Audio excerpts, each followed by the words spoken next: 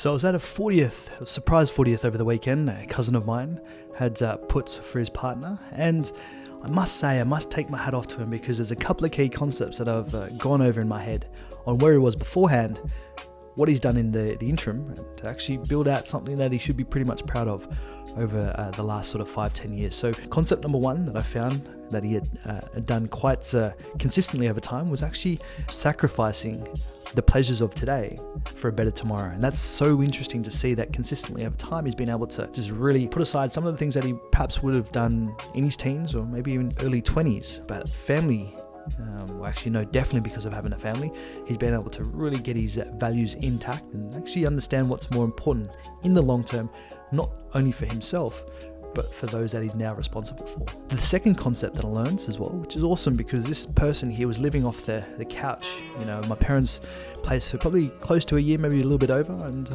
living paycheck to paycheck, that he's been able to not have to worry about. And again, looking at how this individual, younger brother of mine, has been able to really make the most of a perhaps average upbringing, average 20s, to really going for it in his 30s. I think that's pretty cool, and I have to take my hat off to him again because of what he's been able to do and how he's been able to change over time. So concept number one has been able to sacrifice today's pleasures for a better tomorrow. Concept number two that I thought it was even better was being able to do the simple things consistently over time. And again, it's not sexy, it's not easy at times, and it's monotonous, but he's been able to really push and really work to build out a nest egg, to build out an emergency fund, to even change where his family was living. I think his schedule is 10 days on, 4 days off. So he's literally away from his kids, his wife, for 10 days and then back for 4 days. So I think being able to sacrifice today's pleasures for a better tomorrow is really cool. Now again, there's a lot of people who may have said, you're not given tomorrow, you're not promised tomorrow. Whereas I'd say do what you feel is right. And again, if things tend to happen in a way that perhaps we didn't foresee, then at least you can go on record and say that you've done what you can. What you can control, you went out there and did it. And just quickly, another concept that's come to mind is actually using pain to propel himself in the direction that he wants to.